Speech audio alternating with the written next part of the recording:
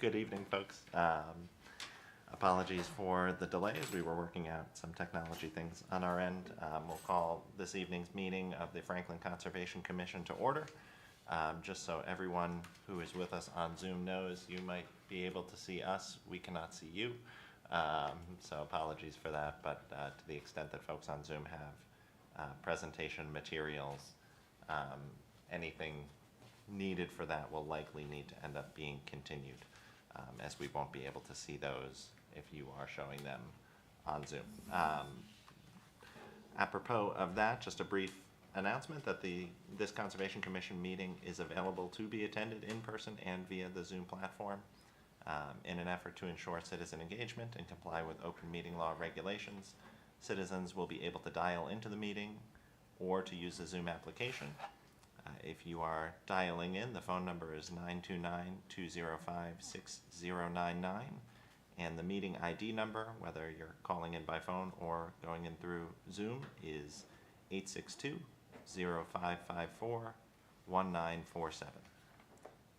And you can use, if you're dialing in by phone, you can use *6 and *9 to toggle between mute and unmute or to raise your hand. We are in person this evening, also on the third floor of the municipal building, and you are welcome to attend in person as well. Just before jumping into our agenda, we do have all 7 commissioners present, but we'll nonetheless do a quick roll call of everyone who we have here for the record. Michael, I'll start with you. Michael Ryan. Meg Hagan, present. Mark LePage, present. Jeff Livingston, present. Richard Johnson, present. Jeff Mill, present. And we have our conservation agent, Brika Lai-Goodlander, on Zoom with us. Brika, can you talk so that can you hear us? And can we hear you? I think so. Oh. I can hear you. Can you hear me? Yeah, you're loud and clear. So Perfect. There's that. Just a couple, I think, general announcements before we start going into the public hearings. One, and this is for the commission or for any members of the public who are listening in or with us, on Wednesday, September 6th, the commission is scheduled to present before the town council on the 2023 update to the open space and recreation plan. The commission has been, anyone who has been with us over the past 9 months or so knows that this has been a very significant undertaking for the commission, for Brika Lai, for the Recreation Department and Ryan Jetty, and many, many people who have commented and who have participated in meetings. And so the culmination of all of that is our presentation to the town council, and we're hoping that the town council adopts the plan, and that will then go to the state. So if anyone from the commission or the public would like to attend and hear more about the final plan, would love to have folks there. A kind of general announcement for anyone who is with us for a public hearing. If you have yet to submit certified mail return receipts to the Conservation Department for abutter notifications, would remind you to please do so. Even if you think you have done so already, please resend those. We're just going through some records and making sure that we have all of those on file. So again, these are the green cards that you would get back from abutter notifications, and if you can provide scans or copies of those via email to Brika Lai, that would be much appreciated. And just one final announcement, and this is, I think generally applicable, but wanted to kind of have it on the record so that applicants are aware, and so that we are being clear and upfront with everyone, that to the extent that we have matters that are being continued, it's this commission's practice to engage in conversations on those matters. We're not in the business of trying to pull the rug out from anyone and close out of matters, without folks being present. But do understand that, we've had a number of applications that are, spill into 5 and 6 and 7 and 8 hearings, oftentimes only to be continued while other boards and commissions weigh in. It puts the commission in a very difficult spot for those hearings that last for a number of sessions. If a commissioner misses 2 or more hearings, the commissioner is not eligible to vote on that matter. So that's an issue for applicants, because as an applicant, you could lose quorum, you can have an issue with the validity of votes. So, that is a challenge that we face. So I guess this is kind of a two-pronged PSA that first, to the extent applicants can be filing and understanding that there are other boards and folks who have a say in this as well, but to the extent applicants can be filing as close to the point where you are ready to come and present to the commission, that is much appreciated. And to the extent that a matter may be continued for a particular meeting, we still, the standing expectation should be that, the commission at the very least needs to have some level of discussion to open the hearing for that evening, to discuss whether a continuance is merited, and to vote on the continuance. So, applicants should not expect that there will be a hearing where no substance of their matter comes up, even if the ultimate outcome is that it's going to be continued. So with that, I think we'll jump into the public hearings. Yeah, it does look like they might have. Do we have some video? We're working on the video. The first public hearing for this evening is a continuation of the Spruce Pond Aquatic Management Program.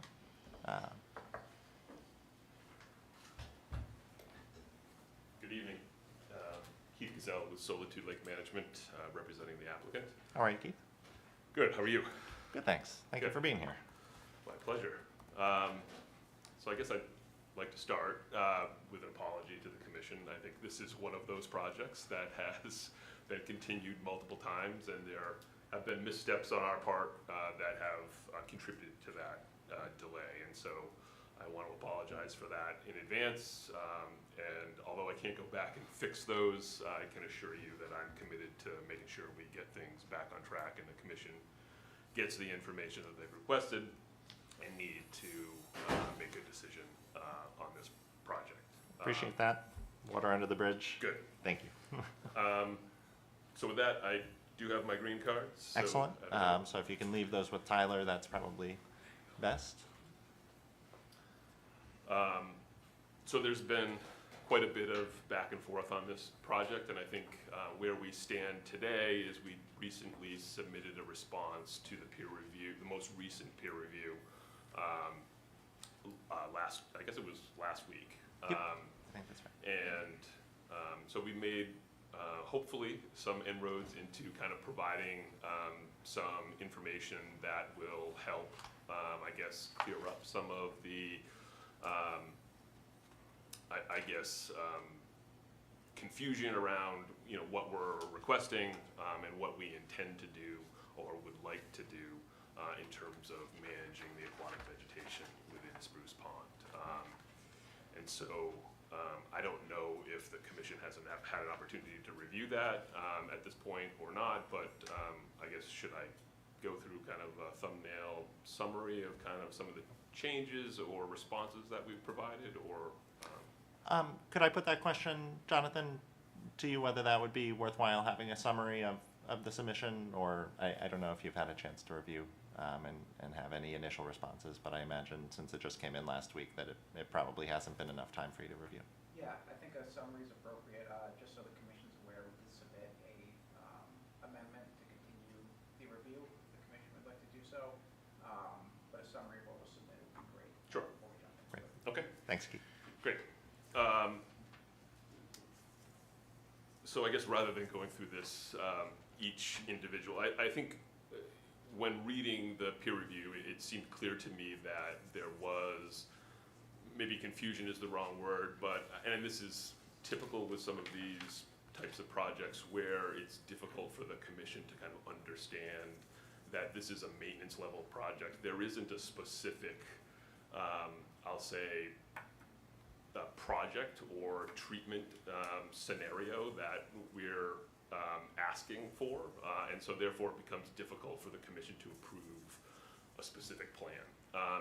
And so with that, I tried to, I guess, hopefully remedy that with, I guess, breaking the water body into multiple zones, and I'll call them management zones, and each one of those has kind of a different criteria associated with what will be managed and when will it meet or exceed the criteria, the threshold for when management would take place. And so I think that hopefully provides some scope that the commission can kind of evaluate, as opposed to kind of a blanket request for a certain number of herbicides and a kind of a generalized management of a variety of different species. And so those zones consisted of a habitat preservation zone that is really the northern end of the pond. And I think what we had put is that the only management that would occur in that zone would be invasive species growth. So whether it be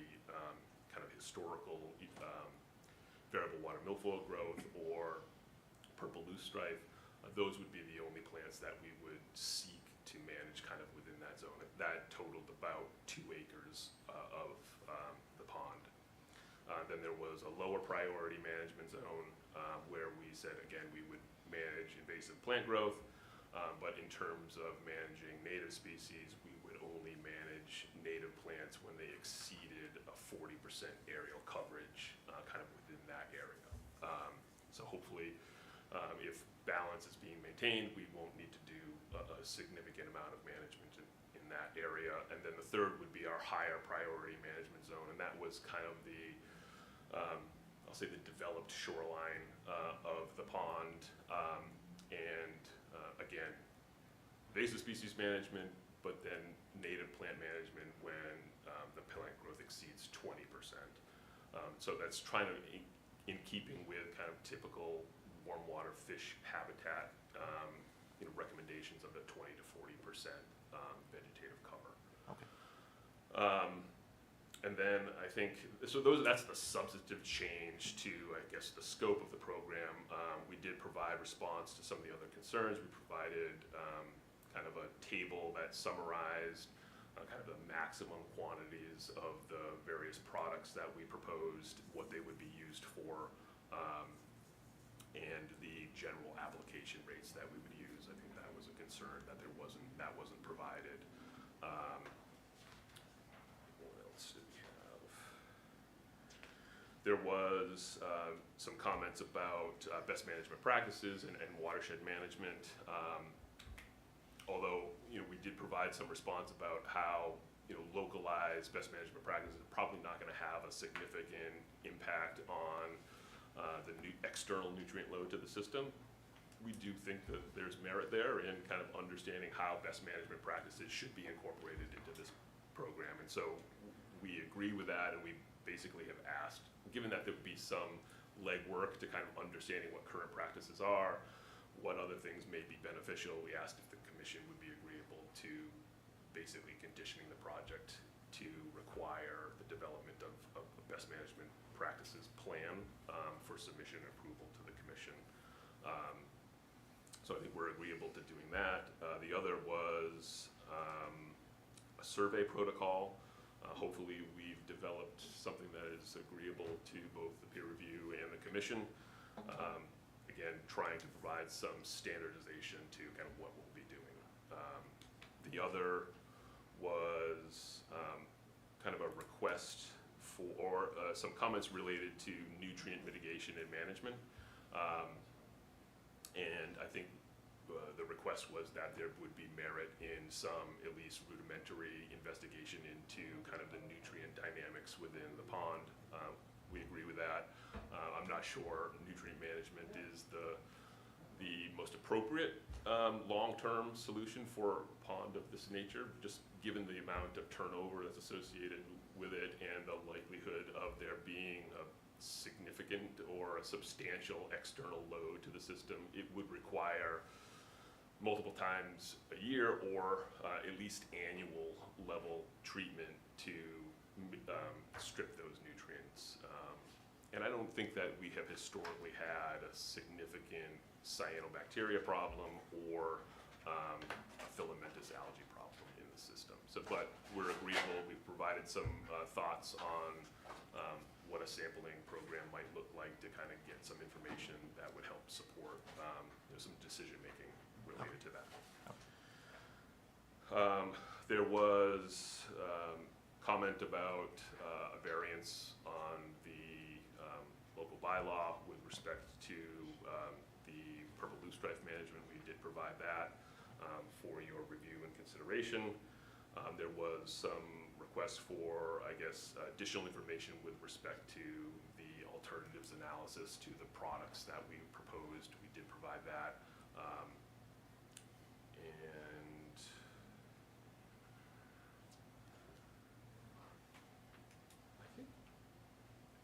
I think that's about it. And then I think with respect to the bylaw, again, kind of an alternative analysis of some of the other elements that you do have in your bylaw that differ from the Wetlands Protection Act. So we did kind of build that out a little bit more and provide that as well. Okay. That's good. Is that anything else? I think that's about it. Okay. Well, thank you. That's helpful. John, I won't put you on the spot to respond to anything unless there's something a question that jumped up. But No, I thought that was actually a very helpful summary, so thank you. Good, thanks. Bricolai, and I should mention that Bricolai is on her vacation and is very graciously joining us this evening. So I'll try not to put you on the spot. But any questions or comments for now? None, no. Keith, thank you for attending and taking over. And I did have a chance right before I left to peruse the letter, but I don't have an official response yet. Keith, I think my only comment on the letter is, and I don't know how much you're aware, because I know there's been a few project managers on this, but this originally came about as, there was a treatment that was done after the prior permit expired. Correct. And in lieu of an enforcement order, we had requested that the new NOI be submitted. So I don't know that there is any discussion, in the filings on, kind of appropriate mitigation for that unpermitted treatment. My suggestion and something to consider, I know that there was some feedback on the monitoring reports piece and providing a year-end report to the commission. Yep.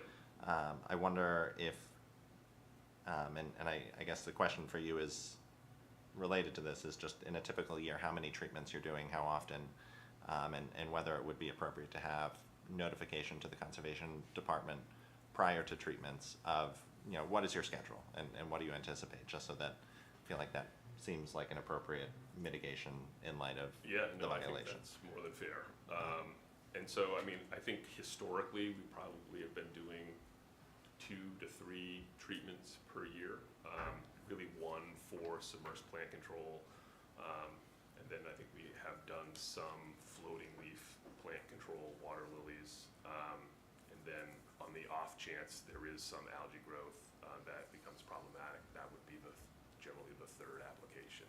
But we are monitoring the pond on a monthly basis, so we do visit and collect vegetation data. So I think that we can certainly provide kind of current plant information to the commission in advance of treatment, in essence, kind of documenting the need for any treatment that we would, in essence, request, I guess. Yeah, I defer to others as well, but to me that seems like that might be an appropriate Yep, okay. resolution to that point. Any questions or comments from the commission for now? None for me right now, thank you. Hey, just one question, Keith. On the, I think you call it Zone 3, the developed piece, the priority to manage, is that being prioritized because of the amount of growth, or is that, you mentioned fish preservation, or is it access, aesthetics? I mean, it's all fine, I'm just curious. Yeah, unfortunately, I think it's probably more driven by aesthetics. Okay, Yeah, Makes sense. Yeah. Okay, thanks. sure. Any other questions? Everyone all good? This is a public hearing, and looks like a few folks are on Zoom. If anyone has any question or comment, you're welcome to share that now.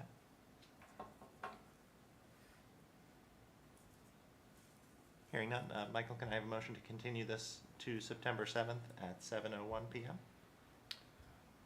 I'll give you a motion to continue the NOI for Spruce Pond Aquatic Management Program to September 7th, 7:01. Second. Okay, Mark, Vote to continue. Jeff, let's continue. Richard? Vote to continue. Jeff? Vote to continue. Vote to continue. Vote to continue. continue. And I vote to continue as well. So Spruce Pond is continued, to September 7th at 7:01. Keith, thanks again. Appreciate it, Keith. Thank you. Thank you, Keith. Next up on our agenda, we have an ANRAD for One Paddock Lane. We had actually voted to continue this at our previous hearing to September 7th. So I think, I actually think we don't need to take any action on this since we had already voted to continue this to the 7th.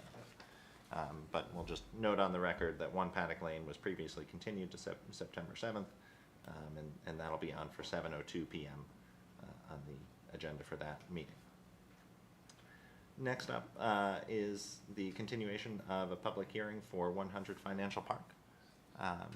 Is the applicant or their representative with us tonight? They requested a continuance, Pat. Okay, thank you, Bricolai. Yep. Jonathan, I think there was a letter, peer review letter from the 16th. Would it make sense to just summarize for the commission the substance of the letter, or would you rather wait until the applicant is here? Yeah, I think we'd rather wait till the applicant is here, only because I think at the moment they are kind of going through the same process you alluded to earlier, where they're trying to square away everything with the planning board and then coming to Conservation Commission. So I think it might be fruitful to have them here in case things have further changed as part of that process, just for efficiency, if that makes sense. Okay, that makes sense to me. Any questions or comments from members of the commission?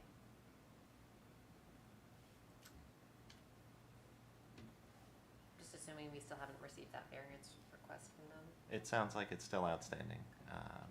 But, We received the variance request. We did. Oh, Okay, great. great. We just, yep. Thanks, Bricolai.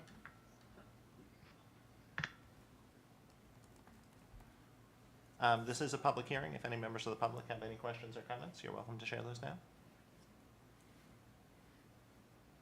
And hearing none, can I have a motion to continue the NOI for 100 Financial Park to September 7th at 7:03 p.m.? Sure thing. I'll give you a motion to continue the NOI for 100 Financial Park to September 7th at 7:03 p.m. Nice. Second that? Thanks, Mike. Jeff? Yes. Richard? Vote to continue. Vote to continue. Michael? Continue? Vote to continue. And I vote to continue as well. Mark, did I ask Vote to you? continue. You vote to continue too? Yeah. Okay, this is continued, 100 Financial Park continued to September 7th, 7:03. Next up, we have a continuation of the public hearing for 15 Liberty Way. Is the applicant or their representative with us? They request a continuance as well. Bricolai, any new information on this since the prior hearing? No new information. They will be submitting updated plans, but they had scheduled vacation, and then with us shifting our Concom meeting, and our schedules all collided. So that's the only reason they're asking our continuance. Okay.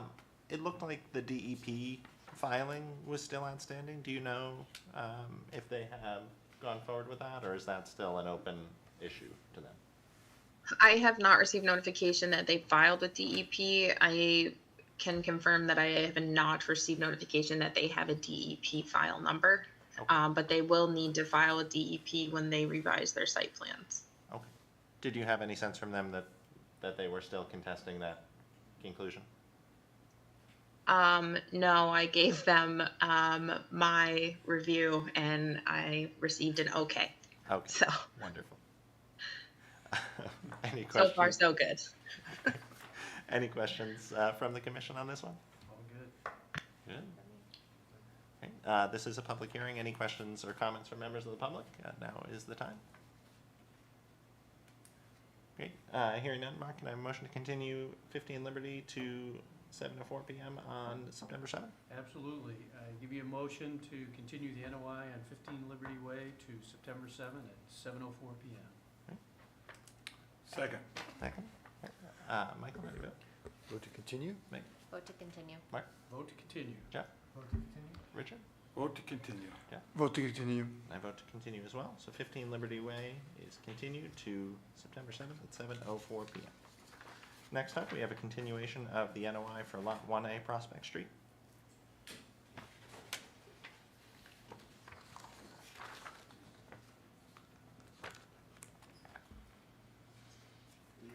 Hello?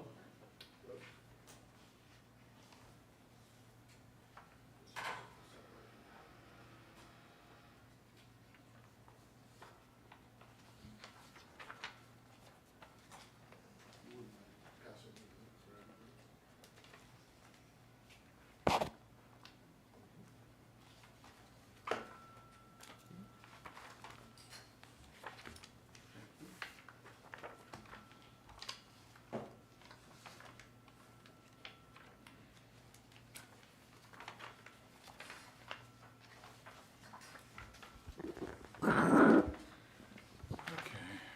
Good evening, my name is Lou Petrosi, I'm here for Wall Street Development Corp., the applicant and owner. I wasn't here at the last public hearing, but I did view it on the video. I'd like to start out by just going back to square one, because I think the information needs to be clarified. So, as you probably know, this is property that used to be a sand and gravel operation for many years, since the 1960s.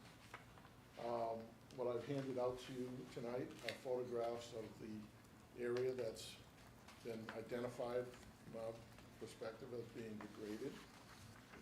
And that area is shown as we delineated it and plotted it on a plan shown in the pink on this plan.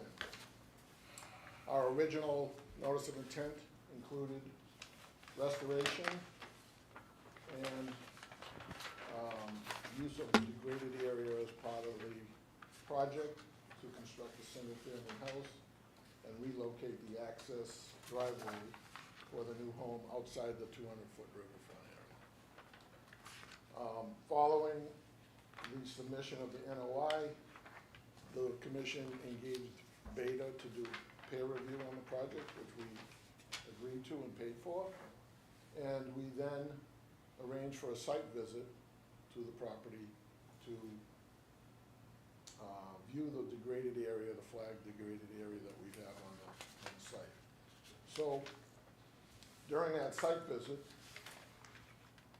there were no objections to the flagging or the identification or the marks of the degraded area.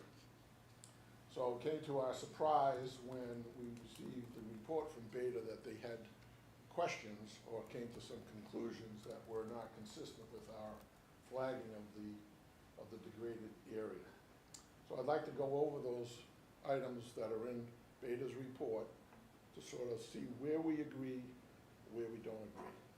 So according to Beta's report, And just, excuse me, sorry, before you dive in, we have Jonathan Nero from Beta here, and then I think Elise is on Zoom with us as well, so. okay, sure. So according to Beta's report, they have no objections to the whole right side of the degraded area. That's flags DB3 to DB7, which are in this area right here. They also have no objection to flags,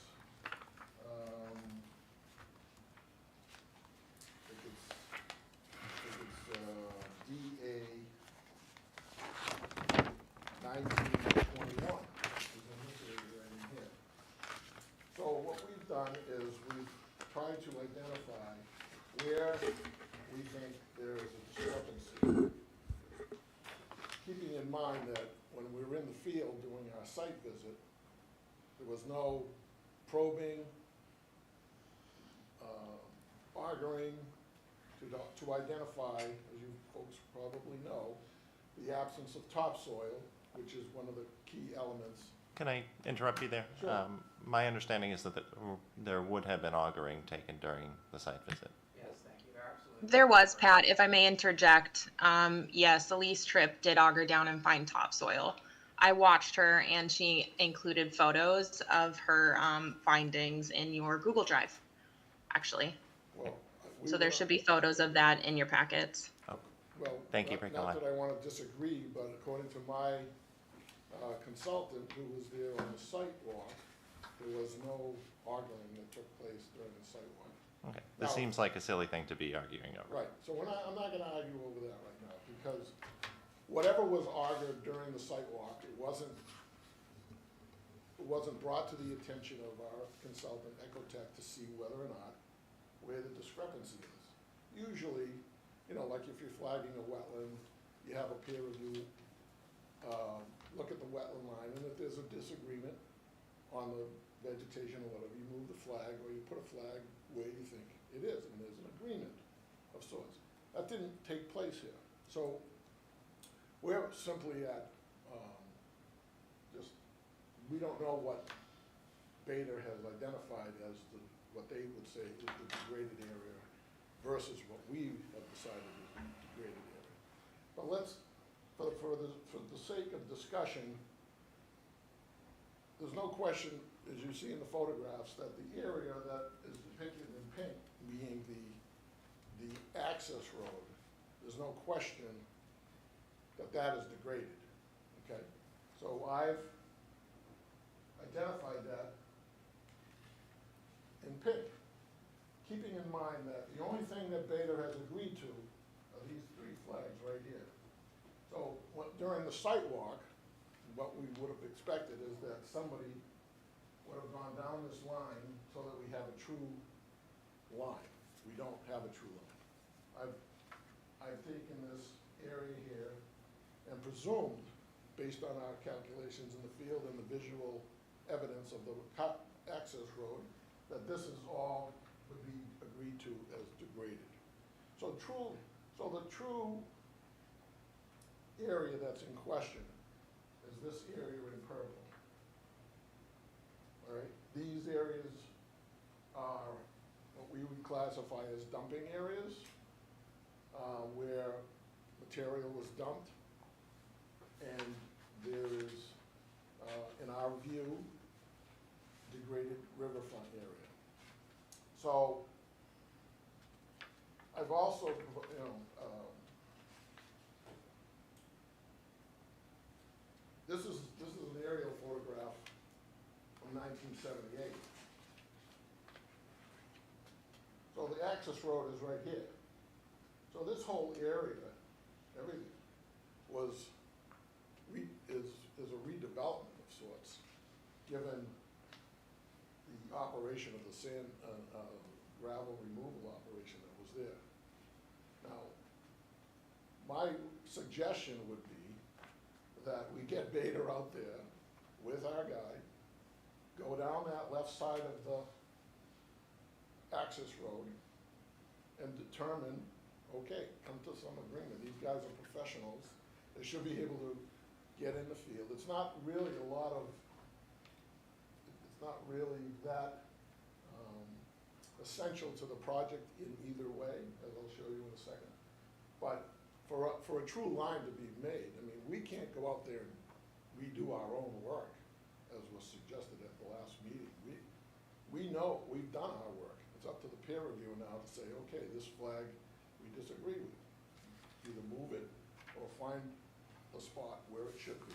Then we would go back and we'd survey, put it on the plan. So, And I'll let Jonathan speak for himself on kind of Beta's process, but my understanding is that typically, you know, there is some time that goes into it, right? That there are field, you know, on the ground measurements and whatnot taken, and that, look, I'm an attorney. If someone asks me a question, normally if I'm answering it right away, that answer is going to be wrong. yeah. Well, And I think there is a lot of merit, especially for something where the regulatory requirements here are so complicated, to being able to have time to digest. And so I imagine that Beta will be submitting, you know, very detailed analyses of where they disagree on particular flags and whatnot. Well, all I can tell you is that I wasn't there for the entire site. All I can tell you is what's been reported to me by our consultant, Paul McManus, who's got 40 years plus experience, well regarded. I don't think he would tell me something that wasn't accurate, because I also pay him too. So, but here's where it comes down as an attorney. So this is the area in disagreement right here. this orange part. This is what we've agreed to as part of our restoration, because there's no dispute on this part. This part is from here down, right? This part is degraded, no dispute on that. So the question is, this area has to be a one-to-one restoration of this area in order for this to meet the regulations. So it's not that far off. This is 4,063 square feet. And this is 3,160 square feet. So we're talking about 1,000 square feet, which is not, and this is a revised plan, by the way, based on what we reviewed at the meeting that you folks had, the discussion, plus trying to extrapolate some information from Beta's report. So we're only talking about 1,000, difference of 1,000 square feet. It's not a lot of issue. I mean, it can be accommodated by either we go out in the field and we decide that this area is smaller, the orange area is smaller, and so we compensate that way, or we move the house back a little bit, or shrink this about 5 to 10 feet. So it's easy to make up 1,000 square feet and make it comply with the regulations. So it's just simply a one-to-one ratio. So I'm suggesting that Beta meet with Paul McManus, our consultant, in the field, and have them walk this left side of the access road and just measure out what they think they can agree to. I'm not looking to do battle here over 1,000 square feet. I mean, it's just, I don't think anybody here would disagree that this is all a degraded area. Yeah, I wanted to see if John, and thank you, Lou, for that. Want to give John a chance to kind of, number one, I think if you are able to agree based on the information that you have, if we can consider that green area to conclusively be degraded, or if there are still, if there's still a question about that, and just generally if you're able to respond to Lou's presentation. Yeah, sure. So, I think Lou is, or I know Lou is absolutely correct in that lower portion of what's shown as a degraded area on the plan in front of us is in fact degraded. Most of Ecotech's photos included with their riverfront area analysis and their notice of intent. Those photos kind of hone in on that access road, and I think there's no question that that access road is degraded in two ways by the regulations. One is the absence of topsoil, which is clear in the field, and two, as shown in Lou's historic aerial photo, is it was historically used as an grader,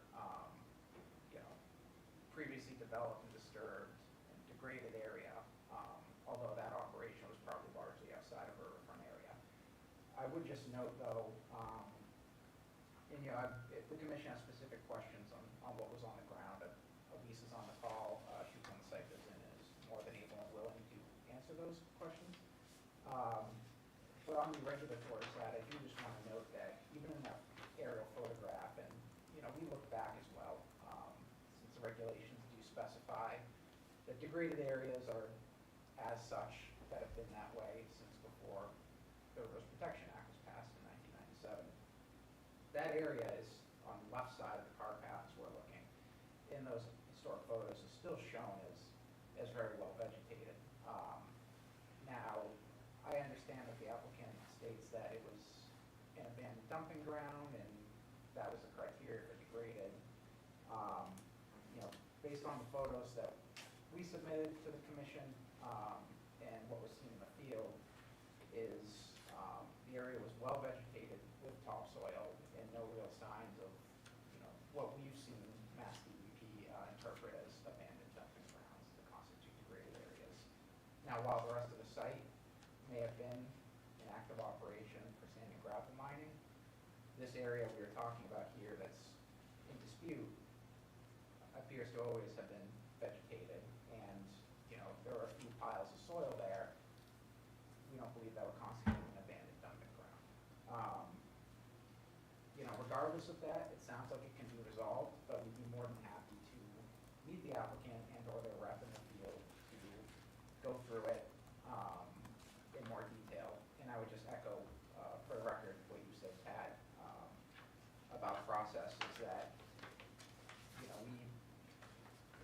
Franklin or other towns we do peer review services for. We go out to sites, we assess what's there, and we provide the findings to the commission as folks who are effectively working for the commission.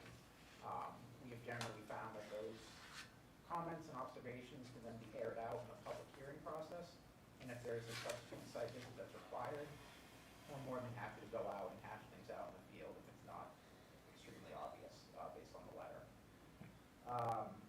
With that said, I would just note that there are, besides, this degraded riverfront area issue, which sounds like it can be resolved, there are a few other things that are outstanding in the filing that weren't spoken to in the response letter, and that includes just some filing requirements under the bylaw, construction sequencing, as well as a more formal restoration plan, with a planting plan, a more definitive species list proposed, and a construction sequencing for development of that restoration area, as well as an alternatives analysis. So although it's not required under the Wetlands Protection Act as riverfront area redevelopment, the bylaw, in our understanding, requires an alternatives analysis for any work within the riverfront area. An alternative analysis, what does that mean?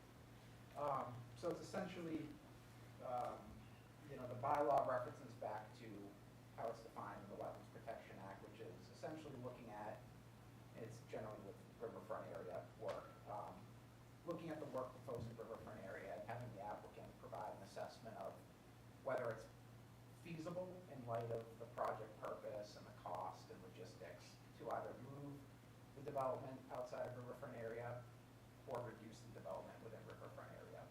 Could be very well the case that that's not possible for this site. And generally with redevelopment, you're not required to provide it. Under the bylaw, it's our understanding that any work within riverfront area would require that analysis. It doesn't have to be too long, too complicated, but it is required under the bylaw. Just before going to any other questions, I thought it might be helpful since Elise is with us. Elise, just for kind of our own edification, would you be able to just briefly walk through, your process here when you were out in the field and just typically what you would be looking for this type of field review? Yeah, absolutely. I'm more than happy to speak to that. So, as has been kind of talked about, I did go on site with the applicant, his scientist, Paul, and Bricolai, and we went by flag to flag. I observed vegetation, I observed kind of existing features there, and I did, although I understand that has been disputed, I did take soil samples. I did do some auger holes, and I did look for evidence of topsoil. I looked at the different vegetation to determine if there's topsoil, if there is anything that would be considered to be an abandoned dumping ground or a dumping ground of sort. And, I did ask some clarifying questions. And from there, as is typical procedure, all of this was noted, looking at the project plans and as well as the site visit. It was all noted in the peer review letter for the commission to be able to see what was observed and for further discussion to occur from that point forward. We did also note why we felt that under the Wetlands Protection Act, the areas that we disagreed in the forested areas that were described and identified as being degraded, we indicated that where there wasn't a lack of soil and where it doesn't appear to meet a definition of a dumping ground by any means, that we disagreed with that identification. And if the applicant would prefer to hash that out more so from there, that's Beta's more than happy to do so. But as a first site visit to the area, it was mostly taking in observations to kind of comment on and provide for the commission to work from. And I'd be more than happy to add anything else, but I'll keep it short and simple. Great, thank you, Elise. Bricolai, anything that I'm missing that you wanted to add? Nothing that you're missing, but definitely a few things to add, Pat. So I'd just like to correct some inconsistencies for the record, parrot what has been said about public process, and then make a few notes looking on the horizon. So, some inconsistencies, commissioners, I just want to make you aware of the timeline of events. So the initial site visit was actually on July 27th. As you are well aware, Beta and myself conduct our own separate reviews initially whenever we receive a submission. The applicant did ask to be present on this initial site visit, which that initial site visit, is meant for us to quietly collect our own data and to parrot pat, to digest that information, to take a look in the field and at our desktops, to really get a broad view of the project and then respond accordingly. So Pat, I think you summarized that very well. The beta review letter was submitted actually 9 business days after that initial site visit on August 9th and late August 9th, and then I delivered it to the applicant via email August 10th. So we did not actually get a response until late last week from the applicant, responding back to that beta peer review letter. So there were just some inconsistencies on the timeline for that. I was present at the site visit. Elise Tripp did take soil samples. Thank you, Elise, for that. We did walk flag by flag. At the end of the site visit, Paul McManus, the PWS representing the applicant, asked what next steps were, and Elise and I both said that we needed to digest the information and we would be getting back to him within an efficient time frame, which I believe we did deliver on that. So looking ahead,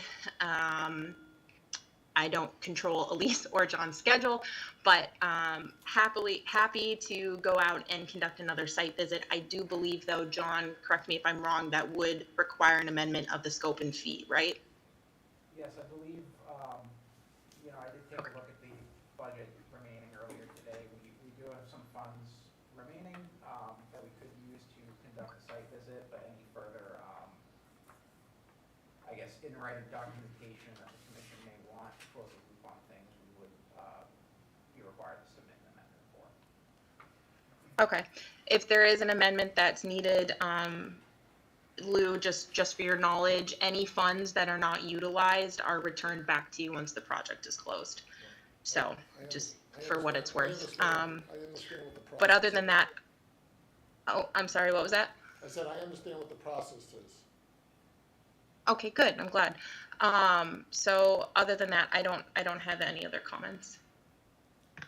Great, thanks, Bricolai. May I speak? I'll give you a chance to respond, and then we're going to have questions from the commission. So go ahead, Lou. Well, again, if somebody's at a site walk, site visit, and they identify an area that is not consistent with what the applicant has submitted, then the purpose of the site walk is to identify those areas and make the applicant aware of the areas that are in dispute. Now, that could have easily been done. I don't know if they went out to the site after we had our site walk, but if somebody does an auger and they don't find, and they find topsoil, don't you think it's incumbent upon that person to bring that to the attention of our consultant and say, hey, this is not degraded? I think we're probably going to disagree on what the expectation is in that No, situation. Listen, I've been doing this for a long time. I engaged Beta in 6 different towns. I know the process, I know what's going on. For me, I'm the one paying the bill, by the way, so if Beta is gonna charge me $2,600 to go out to the field and do a report, and do an incomplete report in the field. I think we would very strongly dispute that Beta's report was incomplete in the field, and as Bricolai noted, Beta is the commission's consultant, so Beta is ethically right down to the commission. Right, and I'm paying the bill. Yes, So and that is and what is part of- required under the bylaws. Part of my response and acceptance of that proposal Right. was that I or my agent be attending all site visits Mhm. that are conducted. And your agent was in attendance, as has been And- documented. And for the Beta to do an incomplete job and not put a flag where they thought we were wrong is not doing their job as a peer reviewer. I disagree, and I Okay, understand well, that you've been in, listen, you know- as chair, this is my opportunity to speak. I understand you've been in real estate development for quite a long time, and so that being the case, you understand that engaging in projects like this, you do so at risk in that you are undertaking certain costs. And so Beta's peer review fee is a cost, and that is set forth in the bylaws and regulations of the town of Franklin. It's supposed to be fair and reasonable, and they're supposed to do what they say they did in their proposal, which they did not do. I, again, So, all I'm dispute here- that For statement. the record, Set- Beta set does a- not set another date. Excuse me. flag delineation, flag wetlands or redelineate for the applicant. I just want to make that clear. There seems to be some confusion on that. So Beta does not hang flags for applicants. They will make note of where changes need to be made, but it is the burden of the applicant and their representative to reflag. Please, don't talk that way, that's a fabrication. I'm going to take the floor right now. Thank you, Lou. John, you're welcome to respond, and then we'll open up questions to the commissioners. I just want to clarify that, the scope the cost scope that we submitted to the commission, that the applicant did fund. I don't have it in front of me, but it does, we have addressed the items of the scope by performing a site visit to collect data and summarizing the site visit in a memorandum of findings. Great. And I have nothing else to say on that. Great. Thank you, John. Any commissioners have any questions on this? Richard? This is a single-family proposed dwelling, a house, somebody's house, right? And we have managed to get ourselves into a great big argument over you said, we said. We have a single-family residence here, somebody wants to live in it. It seems to me that we could get together and come to a reasonable solution so that we can get, these people can get their house built. So the animosity that seems to be generating here ought to be tamped down just a touch. And let's get together and solve this. Everybody seemed to think that you could draw some lines on here and come to a solution that would allow this proposal to go forward. And I think that's what we ought to do. Enough with the, you said, we said, you should have did. Let's clear the decks and get something done. I'm done. Thanks, Richard. Any other questions, Mike? Yeah, so Lou, so it seems like, and maybe John to clarify, the dumping grounds are what it's issue here primarily, correct? The dispute over whether it's a dumping ground? Yes, the dispute is whether the portion of riverfront area that was mapped out by the applicant is degraded, because it's an abandoned dumping ground, whether that is. Okay, so what we've done, we took soil augers, right? Looked at the vegetated coverage and looked at the piles of stuff there, right? So those were our, so Lou, Paul McManus, does he disagree with our assessment, Beta's assessment on all three of those aspects? Or is there any common ground, or where specifically would you say Paul disagrees with the assessment? Well, it's not so much that he disagrees with the assessment, as he wasn't aware of any assessment that was made in the field during the site walk. So I think Beta did the assessment and submitted in writing to, But they didn't identify the limits of where they did their test, let's say. So usually when we do a test, we put a flag down if that's degraded, or that's the limit of the degrading. But Beta didn't do that, they took their test, and they were guessing where their line may be, could be out here, could be here, we don't know. So that's why they need to go back out in the field together and go down the line, each flag, like we talked about, and say, this is not degraded, or this is degraded, or if it's not degraded, why isn't it degraded? It's very simple, it's very simple. Can I just ask, Elise, are you able to clarify, because I assume that if you are taking an auger, that you're documenting at least approximately where the location is. Can you just walk us through that? Yeah, so are you asking for like specific areas where soil locations or like specific locations of where soil was looked at, just general, or? I think just the process and Yeah. would be helpful for us to understand how that works. Sure. Yeah, so as far as looking at the soils, the areas that I honed in on were the kind of large soil mounds, I guess you could call them, that were within the area that in the report is noted as being degraded as an abandoned dumping ground. And so where the evidence, or we're looking at it, you're seeing, well-established trees, you're seeing vegetation growth. It's not just low-lying vegetation growth. It's growth that's been occurring for a while, which indicates the presence of topsoil, which indicates there is something there to the soil. So in those areas where it was especially mounded, those are the areas that I made a particular point to look at the soils there.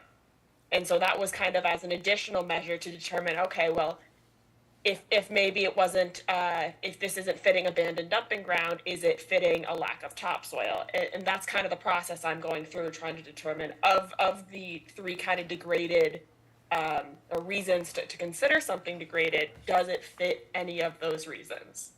So Lou, if you put your chart back up there for a second, if you wouldn't mind. So, Elise, I think what we're thinking is that you took enough, you did enough analysis that day that any of those areas in purple we felt were not dumping grounds. I don't know. I don't think she I can don't see. I don't know if she. Well, Yeah. I don't know if we have video. Can you? Yeah, I can't Oh, sorry. Quite Sorry. see. If Tyler shares the screen, we can see it. It's a a poster board. Yeah. Oh. Oh, yeah. I guess I can't specifically comment on that location, but I will say in general, areas that are currently vegetated in the field and, looking at previous aerial photography were vegetated and have been for a while, those are primarily the areas of disagreement. And it's the burden of the applicant to determine, all right, if they're saying there's a lack of topsoil, or they're saying there is topsoil, then the applicant needs to, based off of that information, find, okay, well, if there's topsoil here and there is no topsoil in the access road, where is that middle ground? And so that's not something for Beta to determine. That's something for the applicant to determine, to revise, and then for Beta can then go out and have an additional discussion. But we are not going to be, and our purpose is not to reflag or say you need to move this flag exactly 5 feet until we're actually able to kind of document the disagreement with it and to discuss it with the commission. So John, our If that perspective helps. is that everything in purple is not degraded based on the samplings we took at random points around that. Based on the assessment in the video, Yeah. correct? So we're not gonna reflag or indicate it. At this point, we consider that whole area non-degraded, and you guys would have to show us better evidence that it is degraded, right? That's kind of what we're, Yeah, and that's exactly it, Yeah. The applicant has every right to dispute a 100%. commission or peer reviewer's stance, and it just needs to be provided in a way that references the regulations and the technical information uncovered in the field.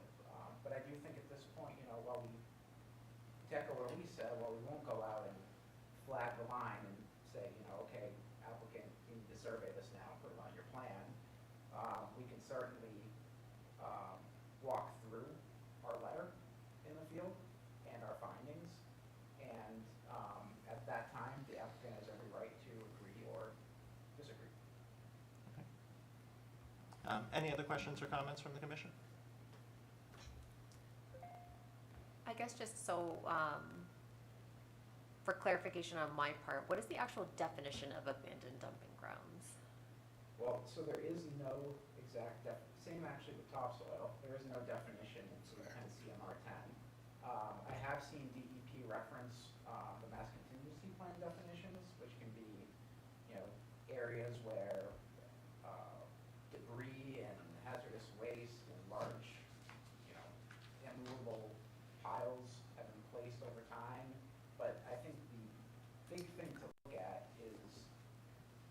overall degraded, regardless of what criteria caused it to be degraded. It's an area where the riverfront area no longer has the capacity to provide the interests of the act. So things like, junkyards, parking lots,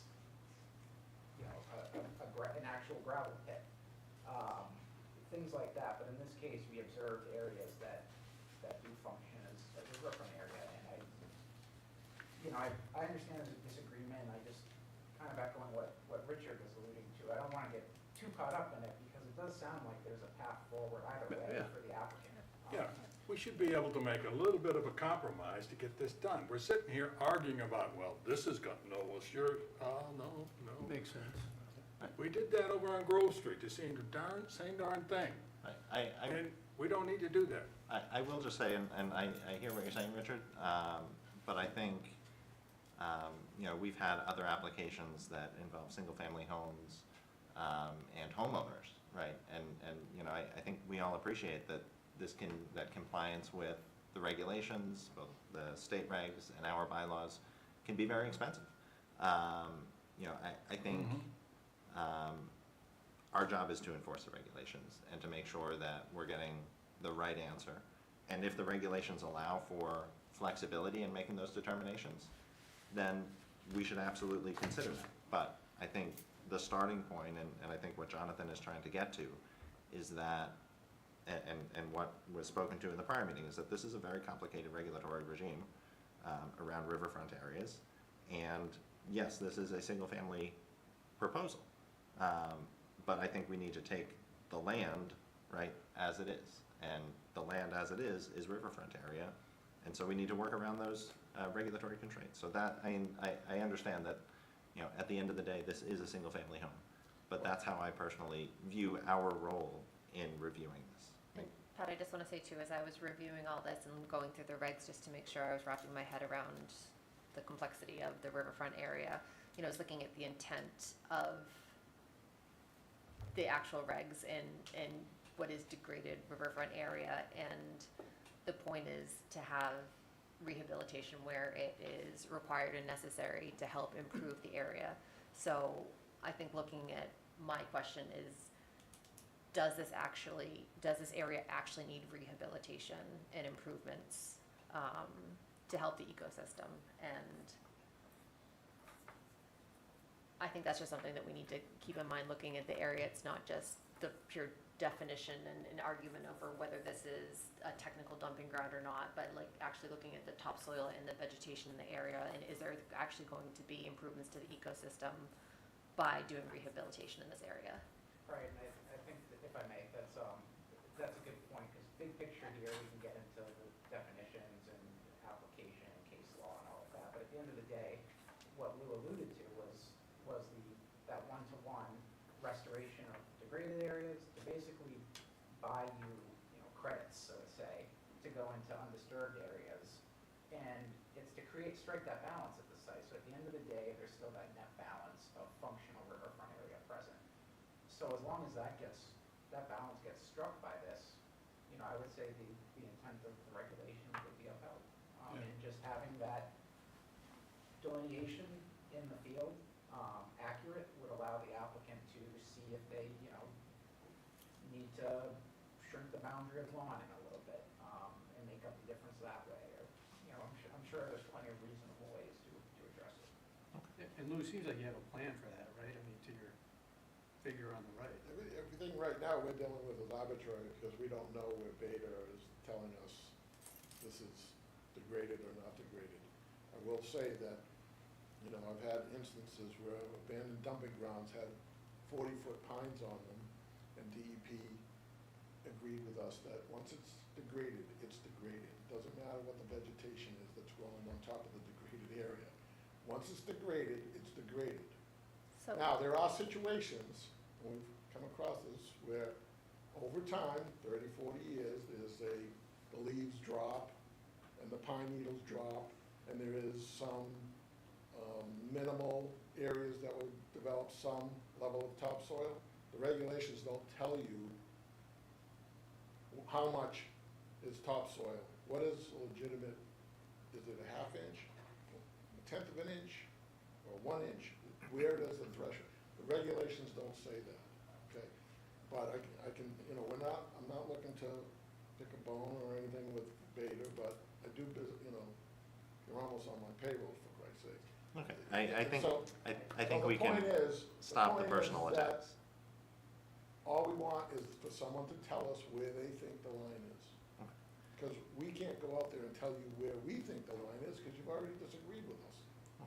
Can I ask one more question? yeah, That's all right. go ahead, Mary. So I know that you said, that DEP has said that before about the degraded riverfront, but then I was going through the regs and I'm wondering where specifically in the regs, because I was going through 310 CMR, 10.58, and I don't find anywhere that it says degraded riverfront areas are always degraded and can't be classified otherwise. So I see your point, but I also don't see the opposite. There's no mention in the regulations about renaturalization or revegetation. I'm not gonna say the regulation is a good regulation, I'm just pointing out to you that the deficiencies in the regulations. But I don't think it have can those also go things. the other way, that it doesn't necessarily say that it And always that's- has to be degraded. Those are the instances that go to DEP for superseding order or adjudication. This is not that situation. We've been there, I've been there on several other projects. I can only tell you what my experience has been over the last 35, 40 years, is that degraded is degraded. If it's a redevelopment area, it's redevelopment. There's no gray area there. The only gray area here is whether or not somebody interprets topsoil to be that much, or a half inch, or whatever.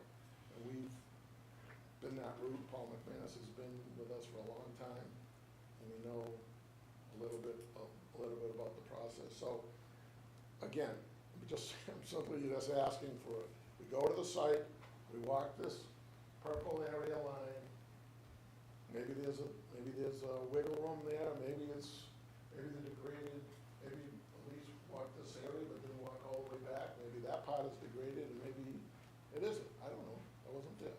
So, I would ask Beta to set up a time, either, I think Paul says he's available all next week. Go out there, you can even do it this week, Thursday and Friday.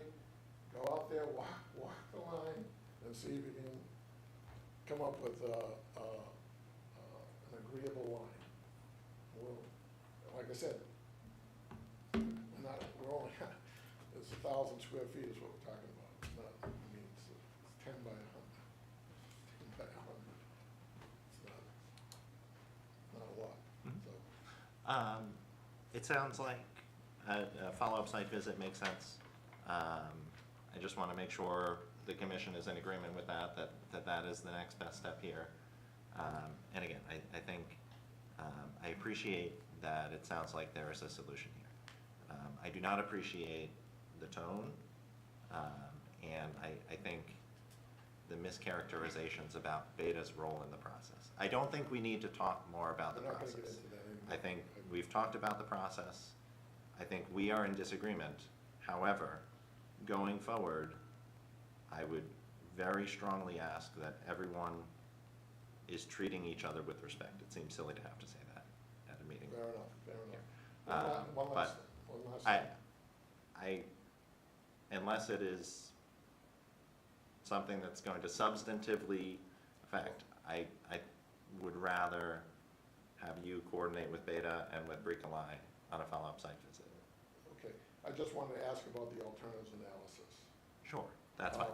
Because, I don't know who was on the commission, but a couple of years ago, we showed the plan. We had a bunch of lots along Prospect Street. I It recall. also came before the board, I don't know if you were on the. I was, don't remember yep. who it was. But we also, as part of that process, we had presented an alternatives analysis that was accepted by the commission that included the possible development of this lot. Mhm. As you may know that we own another large portion of land behind this, and it had to do with positioning, access, site distance, other safety issues related to our future development. So I can only ask that the commission,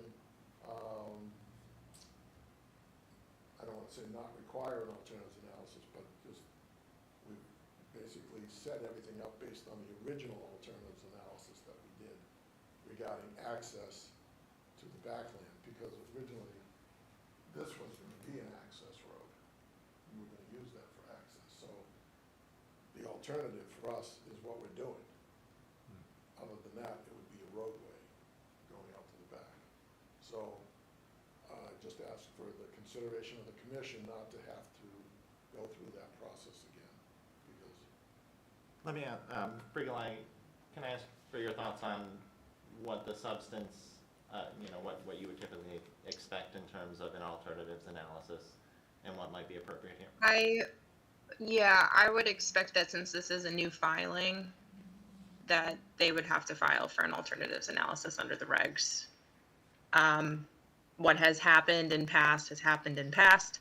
You know, things evolve and change, agents change, commission members change, beta consultant employees change as well. But what doesn't change is that for new filings, they have to meet all regs, bylaws, statutes. And in the context of this type of project, what do we typically see in terms of, so in the context of a single-family project, what would we typically see for an alternatives analysis? What level of detail? I know I'm putting you on the spot.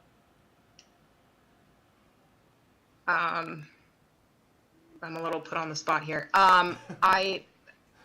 I can try and find an example from prior. I wouldn't expect an alternatives analysis to the level of detail, obviously, for like the Beaver Street Interceptor, for example, Sure. or some other large-scale NOI, but some language, burden of proof on the applicant that they did look at something else and that those alternatives or the path they are choosing is the least impactful and in the spirit of the act. Does that answer your question? No, I think that's helpful. Lou, does Did you that? write that down? well, all I can say is that, when we laid out all these lots on the main drag, which were all in Franklin, the rest of the land is in Bellingham, and we have an agreement on the first tranche of lots, which was 6 lots, and I don't think it's appropriate for us to be caught in the middle or a catch-22 to do an alternatives analysis on something that we had previously presented as a lot to be built on potentially at this location. I'm happy to submit that for whatever it's worth. So I would say, sorry, Brigalow. It's okay. Sorry, not. So we have been working with the other lots. Actually, they're a new contractor is taking them over, and they've come in for COCs, and they are outside of riverfront area.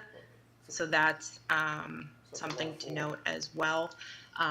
Additionally, I would just ask Lou that you include this perhaps in a letter, on a letterhead, just for the record and for me to dig deeper into instead of solely discussing this at a public hearing, especially when I am remote. That's my personal ask, but that way I can look at what was approved before, like projects, answer the commission's questions, have a better answer for you, if that is amenable to everybody. I think that makes sense, and I think, and I have done a lot of projects and a lot of alternatives analyses, and we're not asking, I think, for anything that, would, kind of be over the top relative to the project that you're proposing. We're just asking for, a kind of good faith attempt at, you've proposed a project, it's in a resource area, and looking for an analysis of, are there alternatives, and we fully expect that the alternative is not going to be feasible for some reason. That's how alternatives analyses work. But I think it helps us in terms of reviewing the project to say, okay, here's the proposed project and the impact that it would have, here's the alternative and the impact it would have, and but we understand that you're not trying to do the alternative, that the alternative is not going to be feasible. I understand that, but I think it is a requirement of the regulations, and so we would ask for something to be submitted. Okay. Do you have any dates, John, that you could speak to for Mr. Chairman for a site visit? I mean, I could say, at some point next week would absolutely be feasible. I'll take a close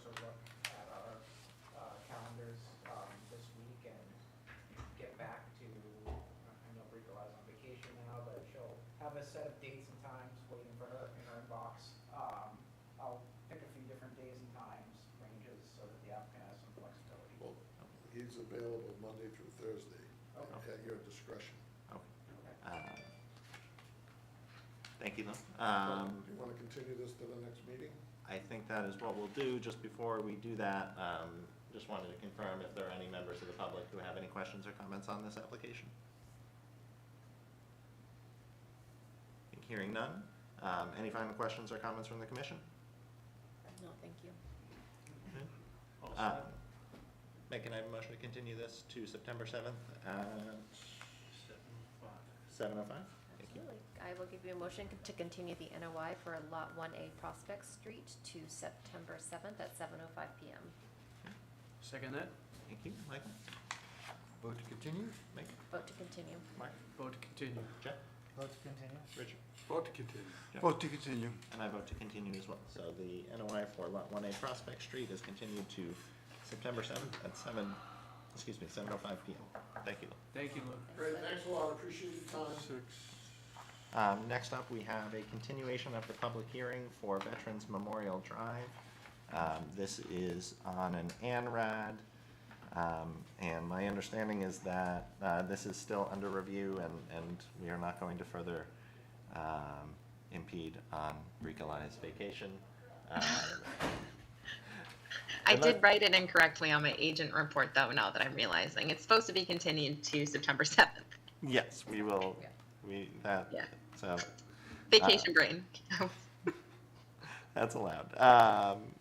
Just because this is a public hearing, if any members of the public have any questions or comments, or any commissioners have any questions. Otherwise, Mark, can I have a motion to continue this to September 7th at 7:06 PM? Yep, I'll give you a motion to continue the ANRAD for Veterans Memorial Drive, Franklin Ridge, till September 7th at 7:06 PM. Second. Right. Michael? Vote to continue. I vote to continue. Vote to continue. Vote to continue. Vote to continue. And I vote to continue as well. So Veterans Memorial Drive is continued to the 7th at 7:06 PM. Next up, we have Upper Union Solar. And looks like, Colleen, are you with us on Zoom? Yeah, yes, I am. Thank you. Good evening, Colleen DiBenedetto with Volta Energy and for the applicant VS Union Solar Smart LLC. An update, we did receive our peer review comments yesterday. Thank you, Bricolai. And so we are beginning to work on them. Also, Andrew Tebow from Goddard Consulting is here with us tonight by Zoom, in case there is any comment or questions. Great. Thank you, Colleen. Colleen, Jonathan Nero is here with us. John, would it make sense to just summarize the substance of your letter? Sure, thank you, Pat. So we did conduct both our, standard on-site review as well as a review of the filing. I would say most of our comments stem, the filing was, I would say, relatively complete. Most of our comments stem from observations that were made by Beta wetland scientists in the field. Without going through every comment, just of note, I would say Beta agreed with a large portion of the flagging that was in the field. There were a handful of changes that we are requesting, though, to accurately delineate the extent of the wetlands. Of note is where, I'll call it the pinch point of the site, where the access road comes in, and there's isolated wetlands on either side. I will say we did look at those, did confirm that they are in fact isolated from one another. However, one of the boundaries, we did observe about 5 to 10 feet up gradient wetland indicators. So, we just asked that recommend the applicant take a close look at that when they do revise the plans. If they agree with our findings, that they take a close look, because that will also shift over the 25-foot in the disturb zone accordingly to those changes. Another finding in the field was, I guess, towards the northwest of that access to the site, there was an additional isolated wetland that was found that was not flagged in the field. The location of that wetland, based on approximating its location on the plans and based on topography and some rough field measurements, it would put it within the array layout. So if the applicant does move forward with agreeing with our assessment of that area being a wetland and wanting to maintain their existing design, they will be required to quantify and qualify the impacts to that wetland and mitigate appropriately.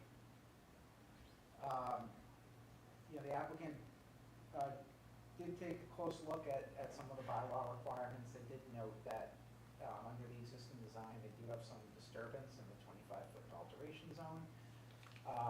And they do provide some alternatives and some discussion on why it's necessitated.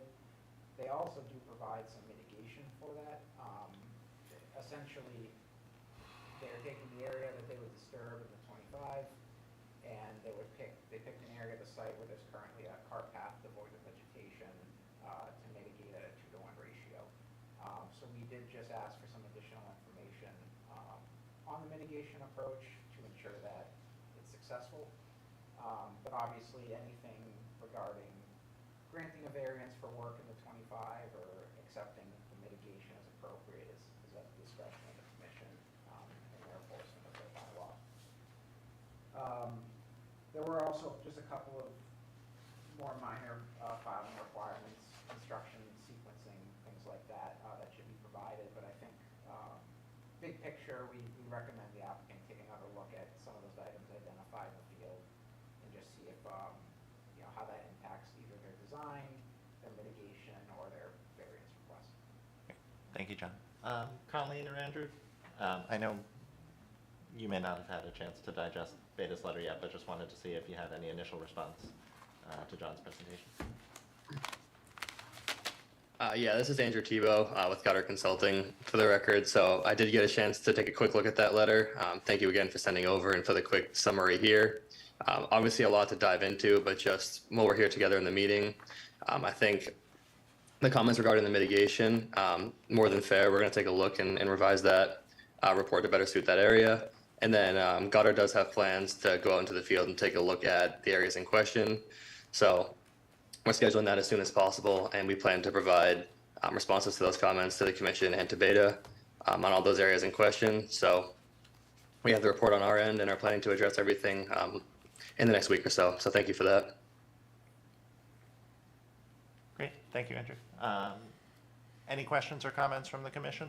And then I do have a question and comment, but I'll hold my powder until anyone else stands. Just looking at the area of the, in the 25-foot no touch, is that the roadway out there? Is that where, am I reading the plan correctly? Yeah, so I believe the applicant can correct me if I'm wrong, certainly, but I believe the proposed access road will result in some of that impact, and their mitigation will be sited in an area where there's an existing, like, a wide footpath where there's no vegetation or anything like that. Thank you. Any other questions or comments? So my comment, and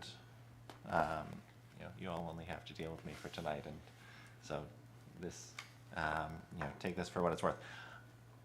This project requires a variance. The standard for a variance under our bylaws is that the commission may grant a variance from these regulations upon a showing by the applicant that any proposed work or its natural and consequential impacts and effects will not have any adverse effect upon any of the interests protected in Chapter 181 of the Town of Franklin Wetlands Protection Bylaw.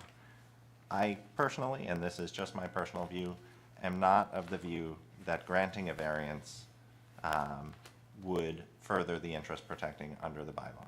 In fact, I think granting a variance would have an adverse effect on the interest protected under the bylaw. Our bylaws also provide that if the commission receives an application for a variance pursuant to the applicable section of the regulation, the commission may request an opinion from the town council, that would be Mark Sorrell, as to whether the application of these regulations to a particular project will result in what is called an unconstitutional taking without compensation. So a lot of legalese in there, but I think and again, would defer to the other commissioners, and you know, please feel free to disagree with me. I would suggest that we request an opinion from town council on whether a denial of the variance would constitute a taking of property in this case. And to me, you know, that is a very critical question for this application, because I think the nature of the application, you know, and that is, it's certainly not to take away from any of the good that renewable energy represents, but I think, you know, it would be at the expense of protected interests under the town's wetlands bylaw. So I put that out there, and feel free to respond or not. Can you elaborate a little more? I mean, that's interesting, actually. Sure. So under the town's wetlands bylaw, there are several enumerated interests, and these dovetail with the Wetlands Protection Act for the most part. There are 6. Promoting conservation, administering the State Wetlands Protection Act, administering the Town Wetlands Protection Bylaw, protecting the water resources of the town, making recommendations to the town council, the body, not Mark Sorrell, as required, and educating citizens concerning conservation issues. To me, the nature of the project, which would involve taking down a significant amount of existing forest, does not promote conservation. I can't say with a straight face that it does. And if the criteria for granting a variance is that the project does not adversely affect any interests protected by the bylaw, I can't say that with a straight face. Totally true. So I do think there is a fair question on whether denial of a variance would be a taking. And I think that's a legal question for Mark Sorrell, the town council, to weigh in on. And I think it would probably be appropriate for him to do that before there's any action taken on this, just to inform the commission on, you know, if he feels that it would be a taking, you know, then I think that largely ties our hands, and that would, if Mark Sorrell says that is a taking, then I think we are obligated to grant the variance. Yeah. So I think it's a question that needs to be put to him to get his views, and that would help to inform the commission's review of this. Sounds like a good move.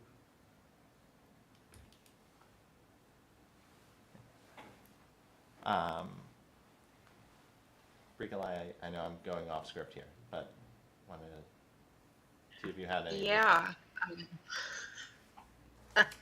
Okay, well, all I had to add were outstanding local filing fees, but I think that can fall to the back burner for now, to allow time to have a conversation with Mark Sorrell. Pat, would you like me to have that conversation, or do you already have an email drafted? I don't have an email drafted, but I think he would probably appreciate the question to be put to him in an email. But let me know if you. Yes. Okay. Let me know if you want to preview it to him before I send an email to him. Or No, that's fine. You can send it off to him. He's in Wednesday, tomorrow, and Friday. okay, So. okay. Conley and Andrew, I don't mean to leave you hanging here, and want to give you a chance to respond. And you know, happy to hear your views on this as well. I first would like to ask that if your town council's opinion becomes available prior to the next meeting, would that be available to share with us? Yes, absolutely. Okay, thank you. That's all I have, Andrew. Yep, that sounds great on my end as well. I was actually going to ask the same question, so thank you for that, Colleen. Other than that, I think that's a fair next step, and I think that makes sense for what we have going here. The only other thing that I would suggest is if the commission hasn't been on site yet and would like to see the site, then I'd be more than happy to set up a joint site walk as well. I know some of the areas that we're talking about within that 25-foot area are part of that existing easement in the area, so I think it's one of those areas that is good to kind of get eyes on the ground. So if the commission themselves do want to visit the site, I would offer myself to schedule that and to make that happen for you guys. Thanks, Andrew. Would any commissioners be interested in a site visit? I would. I would as well, but I think I'd like to have Mark's opinion before we go Agreed. forward with that. Yeah, Okay. that makes sense. I'm always up for a site visit. Okay. Yeah, I'm right. Okay. 100%. My experience, But we can't have more than 4? No, we can have as I many think as we can. We if can't- it's we can't- noticed we that- can't just, we can't discuss it. right, what, Oh, yeah. That's okay. 4, it's 4, you can't have 4 or more. I think, you know, it could, it probably, best practice would be to notice it as a meeting of the commission, so that, you know, it's fully above board. We could do that too. So I think, you know, if more than 4 would like to attend, that, you know, is certainly fine. My experience is that Mark is a pretty quick responder on questions. So I think maybe and I can put the formal request to him tomorrow, so that we hopefully get a response quickly, and we'll get that response to you, Colleen and Andrew, as soon as we see it, and can follow up maybe via email. I would say maybe early next week, since Bricolai's on vacation right now, to coordinate a site visit. Does that make sense? Good plan. That's certainly good on my end. Thank you for that. Anything further before we vote to continue this one? So just to clarify your thoughts, so if the variance is not allowed, then that land becomes unusable because you can't access it, is that what you're thinking? that So, would be a take. under our bylaws, That's what any disturbance of the area within 25 feet of a protected resource area cannot be touched without a variance. So if we deny the variance, the project would have to be designed in a way that did not touch that 25-foot buffer zone. And for it to be a taking would mean it just wouldn't be usable. So there might not be a way to do it without touching.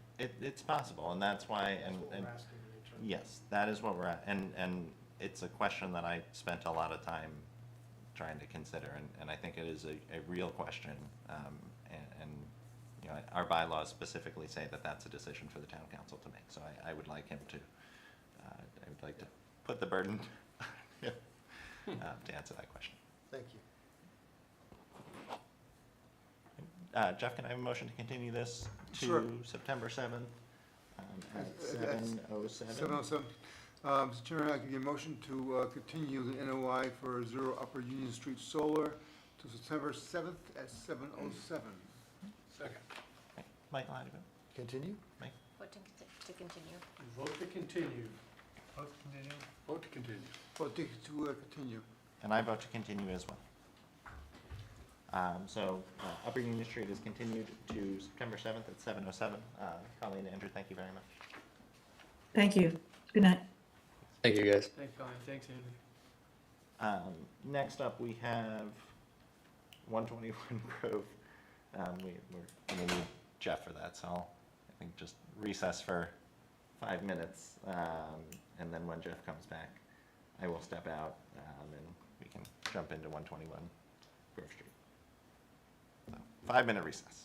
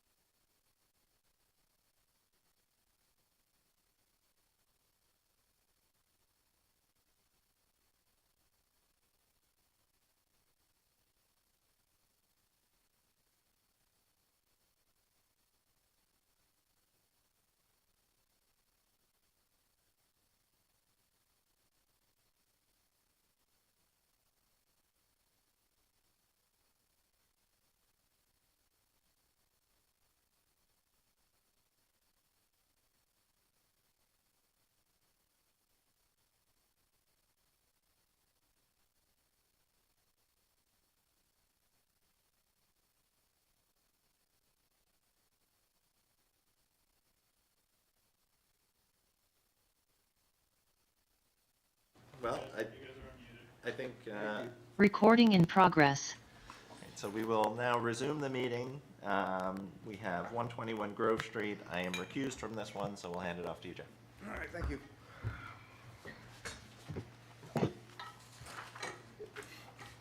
Okay, so the RDA on 121 Grove Street, do we have any representation from the applicant? The applicant has requested a continuance to September 7th. Okay, thank you, Julie. Anybody have anything that they want to mention at this point in time? It's a public hearing. Brickley, do you have anything that you want to mention at this point in time? Nope, thank you though. Okay. Richard, can I have a motion to continue? Yeah, sure, why not? Okay, I'd give you a motion to continue the RDA for 121 Grove Street to September 7th at 7:08 PM. Mark, I second that. a vote? Michael? Continue? Megan? Vote to continue. Mark? Vote to continue. Vote to continue. Vote to continue. And I also vote to continue. All right. All right, you can bring Pat back in. That was quick. I think we're good. That was a quick, easy one. Short, sweet. Oh, man. Almost past my bedtime. Speed things up. Okay, we're moving on to 124, 126 Grove Street. Is the applicant or their representative on with us? No, Have you heard anything from them, Bricola? I know they're waiting on a beta peer review. They did not request a continuance, but they did ask for that review, and I said I didn't have it yet, so I presume that they took that as they're going to be continued. There's nothing to present on. So, John, go ahead. Just to give you an update, we did, went out to the site, 2 days ago, Monday, or yesterday, Monday. yesterday, Yesterday, that was, I Went feel out like, to the site and, did our site visit, and we, drafted up the letter, so you should be seeing that come across your desk, before the weekend. okay, great. Thank you.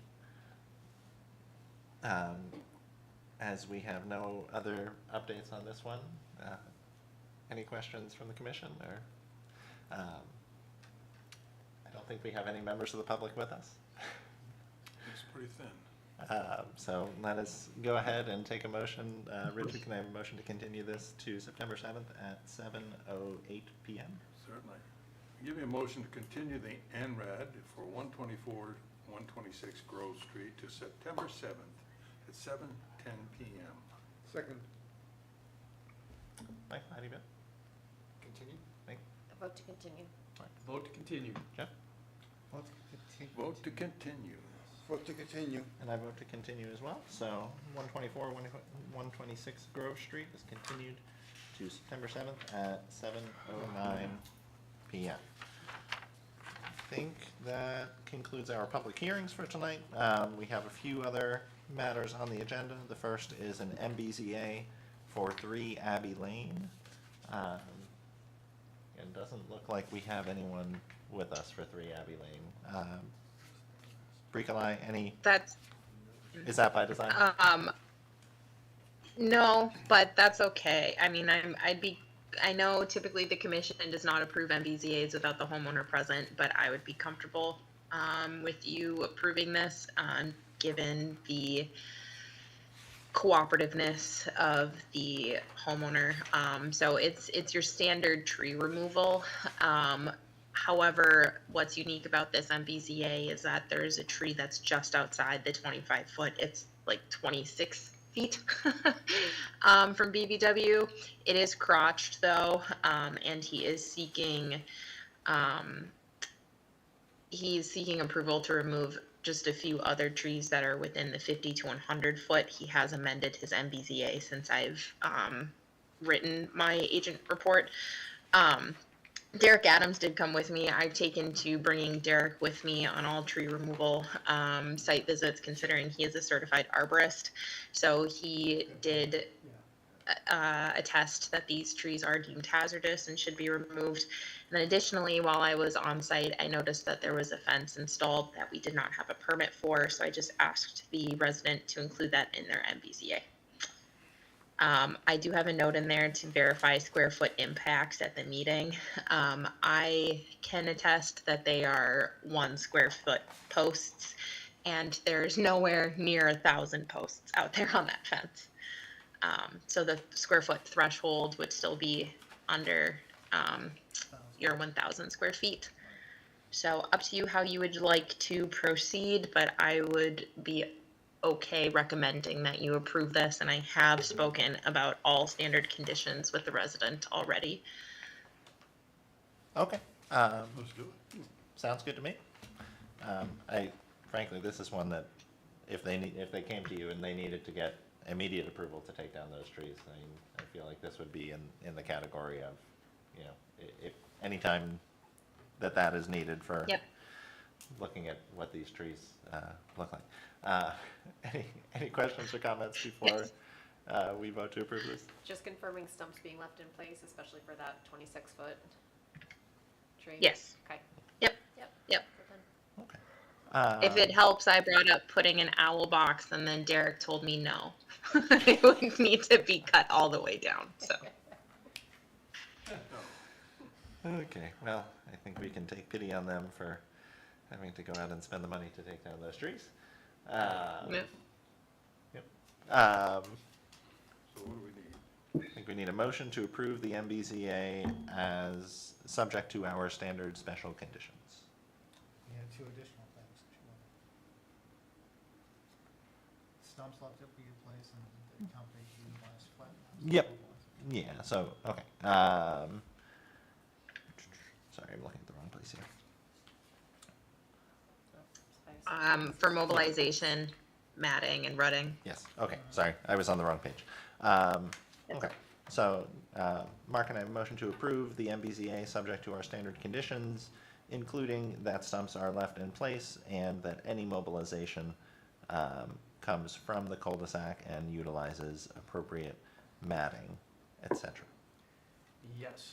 Motion to approve the MBZA for Abbey Lane with conditions as stated. Thank you. Second, Thank you. Michael? Vote to approve? Mike? vote to approve. Vote to approve. Jeff? Vote to approve? Vote to approve. Vote to approve. I vote to approve as well. I like it. Next Let's up, do that again. I know. Let's see if we can get this in under 9 o'clock.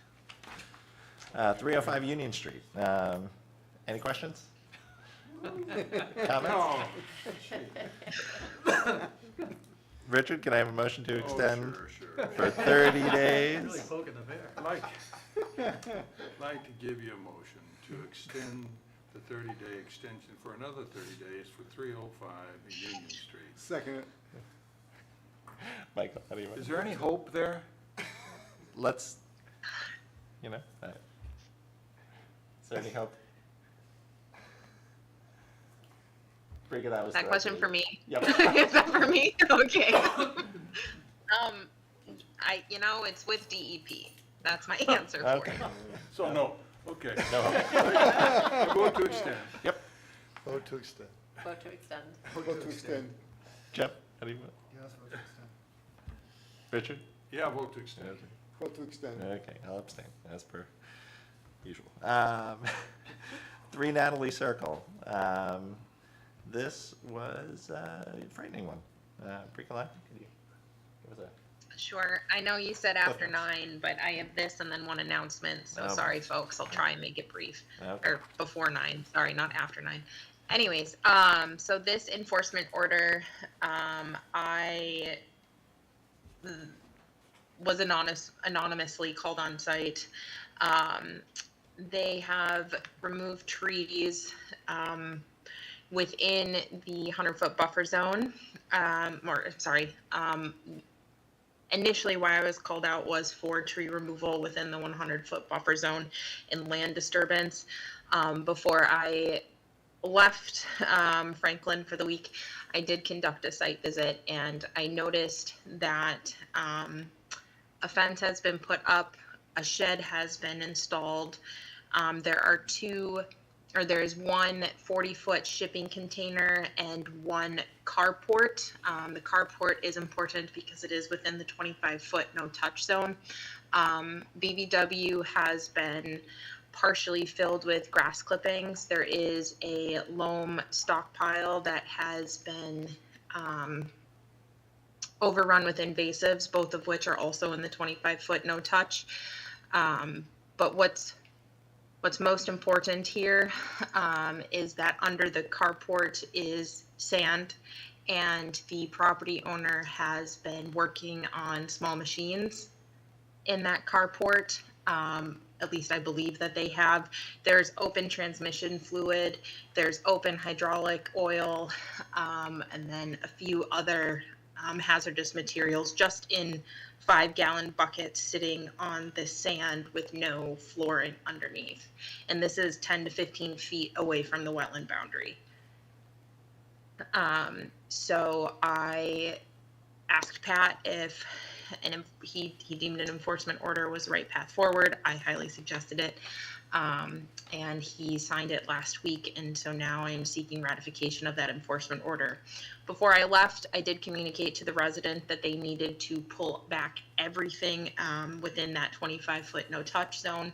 So again, that's the vegetative debris and grass clippings, that's the soil stockpile, that's the sand underneath the carport itself, all the hazardous materials, all the small machines, and that's a good chunk of work for them while I am out of the office, and I will be reassessing next week when I am back in.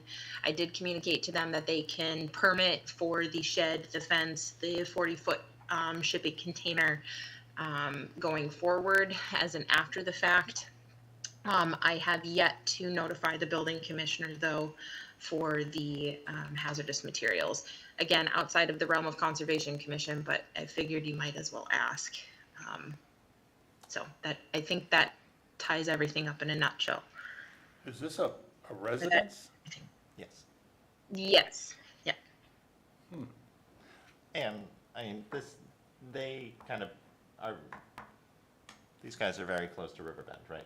So, I mean, it's not like an area where there's any secret that there are some pretty significant resource areas behind you. Is that fair? Yes. So how'd they take it? Swimmingly. Good. Is Gus back in this week? Do you know? He might be back now. Okay. Want me to call him tomorrow, or you want to let it marinate? You can until call next him, week? that's fine. I would like to take a day on my vacation not checking emails. I think that would be good. That would be nice.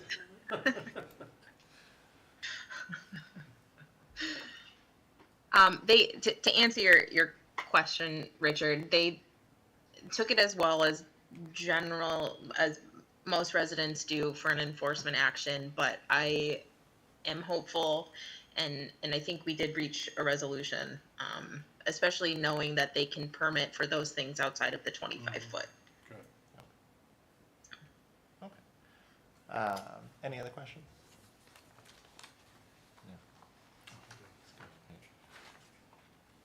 Michael, can I have a motion to ratify the enforcement order, please? Need a motion to ratify the enforcement order for 3 Natalie Circle. Second. Vote to ratify. Jeff? Let's ratify. Vote to ratify. Vote to ratify. Ratify? Vote to ratify. I vote to ratify as well. And then the last item on our agenda is minutes for August 10th. Megan, I have a motion to approve the minutes for the 10th. I give you a motion to approve the minutes from August 10th. Second that. Okay, Michael? Approve? Vote to approve. Vote to approve. Jeff? Vote to approve. Richard? Vote to approve. Vote to approve.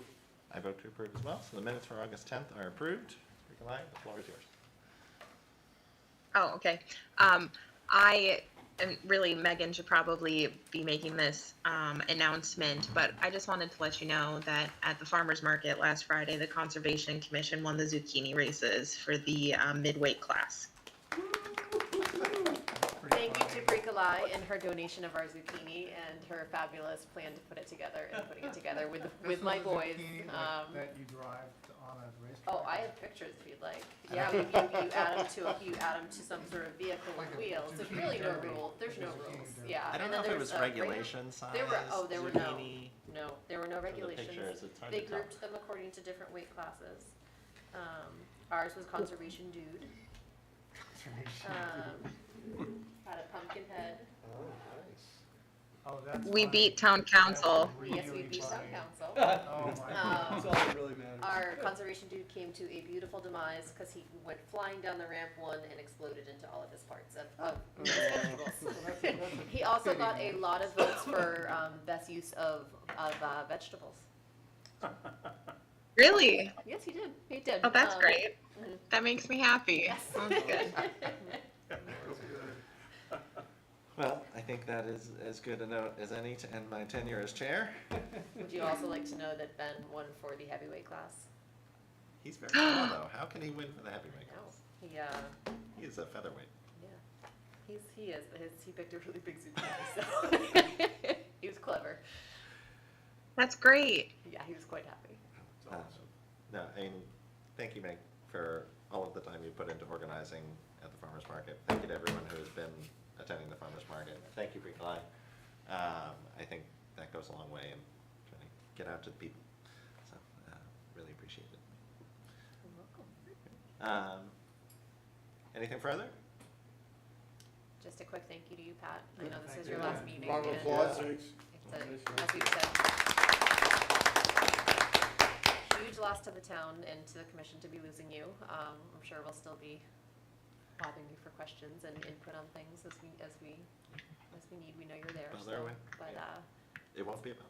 it's been no, it's been fabulous having you here and learning from you and having your input and your leadership. And thank you for all of your efforts. Amen. Thank you, guys. This has been a lot of fun. I'll stick around, but just In another unofficially, capacity. on the other side of the, Are you still in town? still in town, yep. His wife's one of my best friends, so they can't leave ever. I see. They're stuck here for life. Thank Yep. you.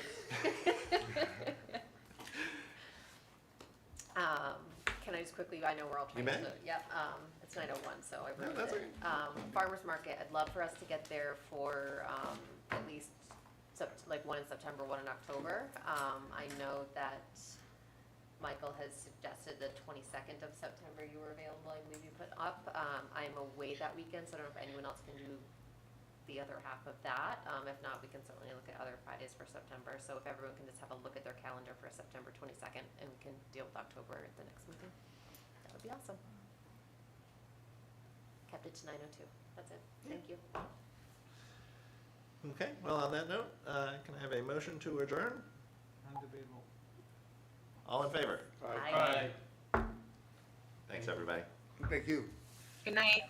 Good night. See you. Enjoy the rest of your vacation. Enjoy your vacation. Go on vacation. Recording guys. stopped.